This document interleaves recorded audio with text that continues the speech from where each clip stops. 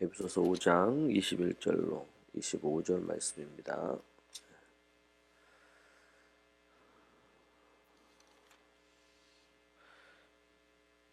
함께 읽겠습니다. 그리스도를 경외함으로 피차 복종하라. 아내들이여 자기 남편에게 복종하기를 주께 하듯 하라.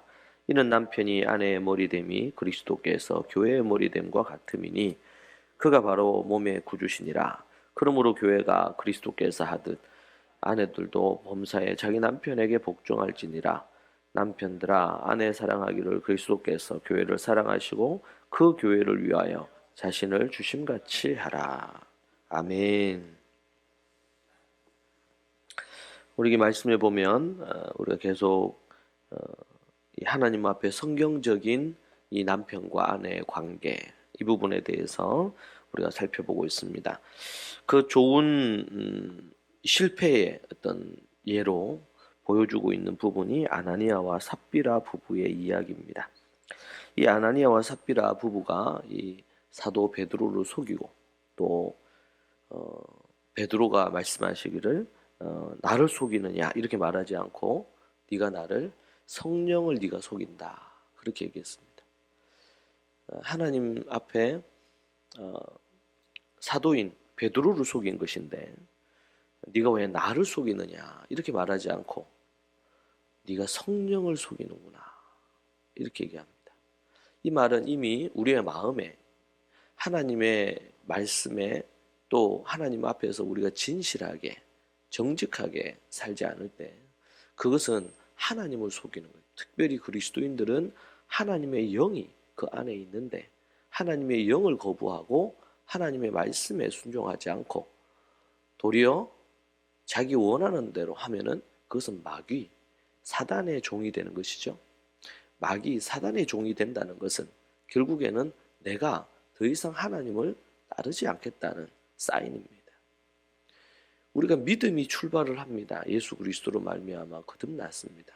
근데 그 믿음이 정말 진정한 믿음인지 그것은 열매로 계속 확인되어야 되는데 그래서 바울의 고백처럼 두렵고 떨림으로 날마다 구원을 이루어가는 것입니다. 그래서 우리에게는 이미 얻은 구원이지만 아직까지 완성되지 않은 구원의 개념을 갖고 있어요. 그래서 날마다 우리가 그 거룩함을 이루기 위한 영적인 싸움이 있고 구원의 완성을 향한 믿음의 도전이 있을 수밖에 없는 것이죠. 그리고 우리가 나중에 주님 앞에 섰을 때 최종 모든 것들이 드러나게 될 것입니다. 어떤 사람들은 이 땅에서 정말 보기에 믿음이 있어 보이고 모든 게 좋아 보이는데 주님 앞에 섰는데 주님이 아니라 하실 수도 있고 좀 어떤 사람은 아닌 것처럼 보이는데 그 마음에 진실함이 있고 하나님이 기뻐하시는 주의 뜻을 행하는 그런 삶을 살았을 수도 있단 말이죠. 우리가 사람이 보는 관점들하고 또 하나님의 관점이 좀 다를 수가 있죠. 사무엘이 다윗의 형들을 본 관점하고 하나님이 본 관점이 다르듯이 또 어떤 경우는 바리새인과 서기관처럼 스스로 자신은 의롭다 생각을 한단 말이죠.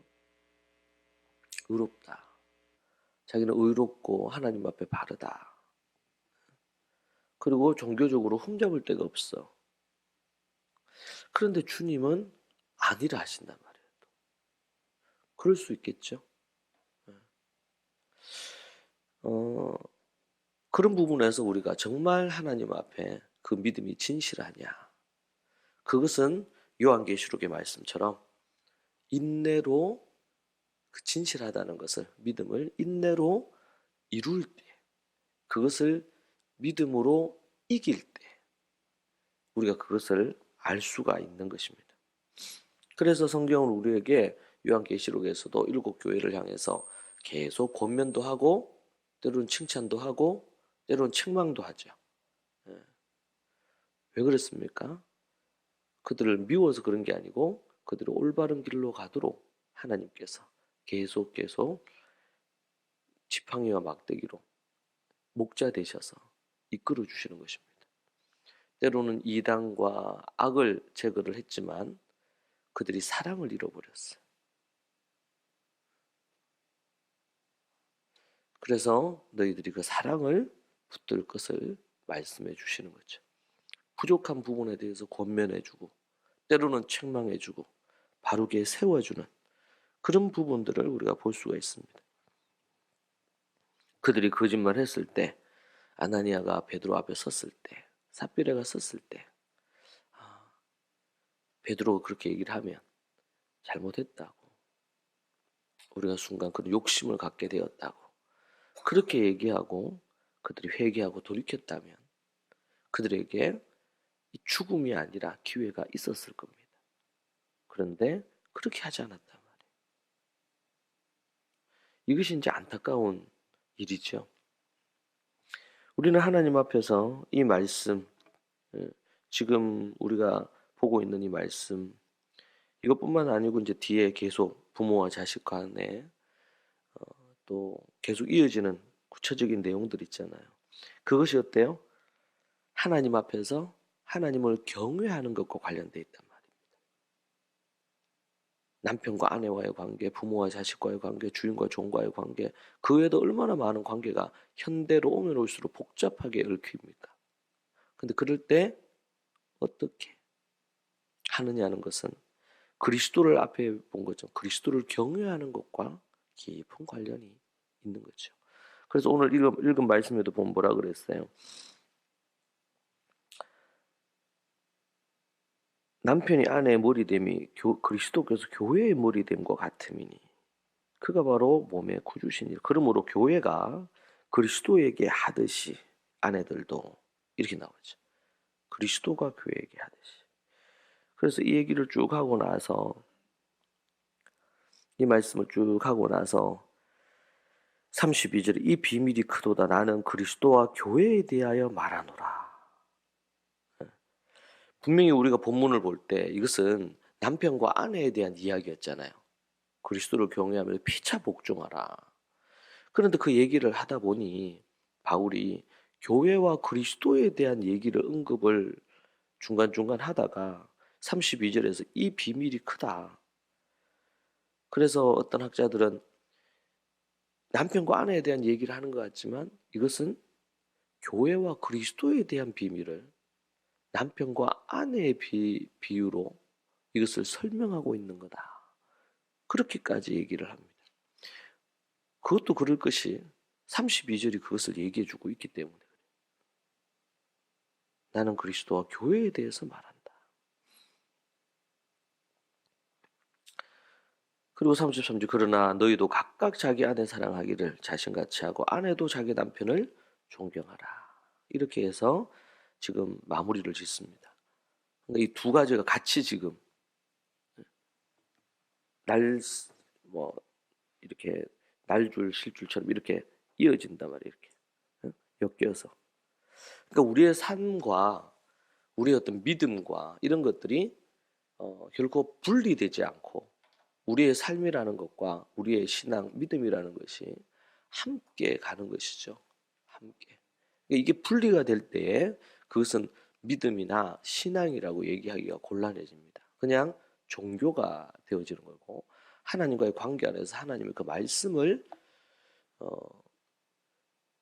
우리가 경험하고 인격적으로 그 하나님 앞에 순종하고 살아가는 이 관계가 형성이 되어지는 게 아니죠. 그래서 우리가 신앙이라는 것은 믿음의 관계입니다. 관계 안에서. 그래서 그리스도를 경외함으로 피차 복종하라. 그렇게 말하는 거고 교회가 그리스도께 순종하는 것처럼 그분을 진정으로 존경하고 복종하는 것처럼 또 하나님이 그리스도가 교회를 정말 끔찍히 사랑하시고 그렇게 하시는 것처럼